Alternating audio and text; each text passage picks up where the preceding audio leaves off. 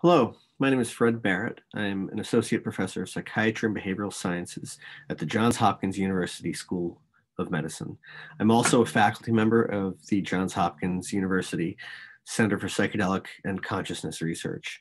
I'm fascinated by altered states of consciousness, and as a cognitive neuroscientist with training in behavioral pharmacology, I use drugs and music and brain imaging techniques and behavioral measurements and cognitive measurements to try to unpack and reverse engineer the brain and the mind by investigating the effects of various drugs, including psychedelic drugs, on the brain and the mind.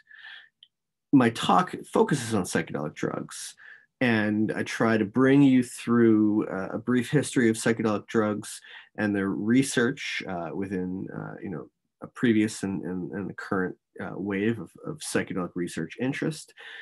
I talk about the effects of psychedelic drugs on the brain and the mind, and we touch on some of the potential therapeutic efficacy for psychedelic drugs and end on a real question of what is it that psychedelic drugs could possibly teach us about consciousness, which is something that lots of people are promising psychedelic drugs will do.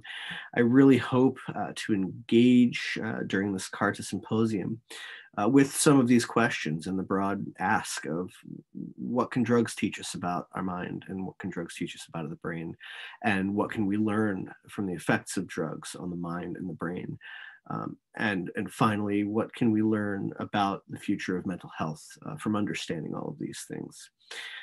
Join us for an engaging conversation, and I can't wait to see you there.